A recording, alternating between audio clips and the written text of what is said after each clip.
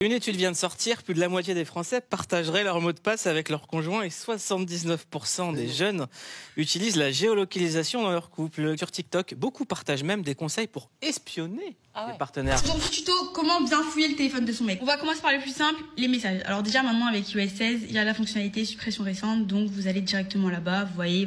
Comment fouiller le téléphone de son mec. Tiens, dans le téléphone. La porte-clés, j'ai fermé. Je vais vous montrer un peu comment traquer les allées et venues de votre mec. Vous allez dans confidentialité, vous allez à service de localisation tout en haut. Quand on se fait confiance, il n'y a aucune raison de fouiller le téléphone, mais pardon. On est tous au courant que la confiance n'exclut pas le contrôle, mon gars. Moi, perso, je suis un agent du FBI dans ma famille. Pour en parler, nous sommes avec Lina Fourneau, bonjour, et Pauline Ferrari, bonjour. Vous avez écrit dans 20 minutes un article sur cette étude qui vient de sortir. Pourquoi est-ce qu'ils font ça et pourquoi ça vous a intéressé? On a eu cette étude d'une entreprise qui s'appelle ExpressVPN, donc qui est spécialisée, comme son nom l'indique, dans la confidentialité et les VPN.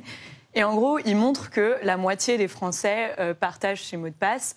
Eux, ils le font, comme vous disiez tout à l'heure, pour une marque d'honnêteté.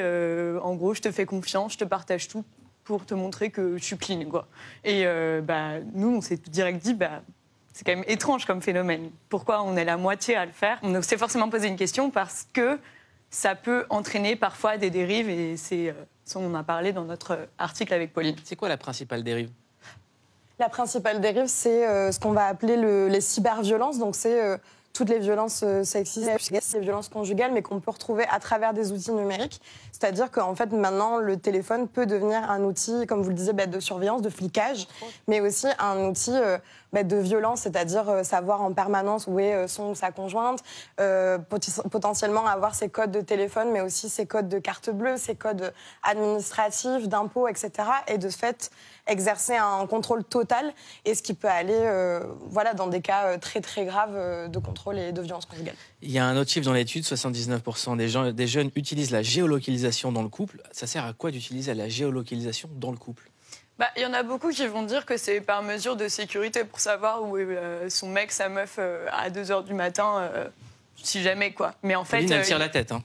Ouais, moi, je trouve ça atroce. En fait, le problème, c'est qu'il y en a beaucoup qui vont montrer que c'est...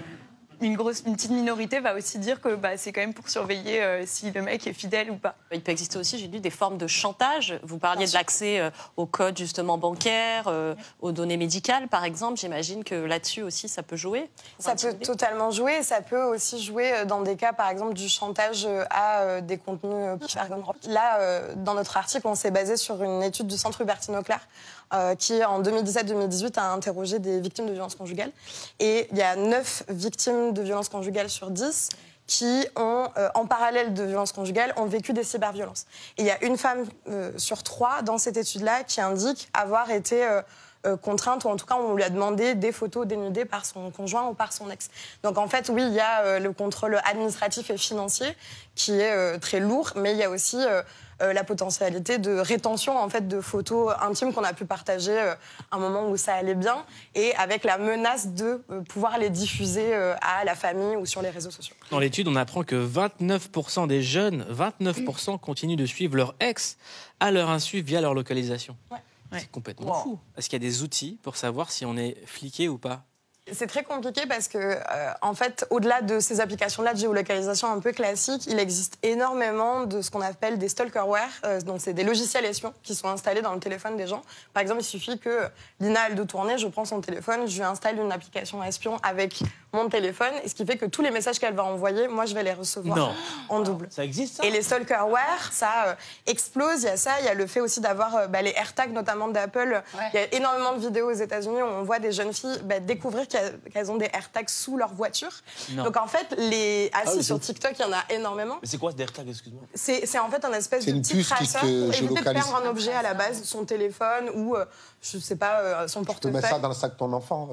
Pour éviter de le perdre. Okay. Et il y a énormément d'ex, et particulièrement des ex-violents, qui le mettent sous la voiture d'une fille qui veulent stalker. Est-ce qu'en éteignant le téléphone, à un moment précis, je suis sûre de ne pas être suivie ou de...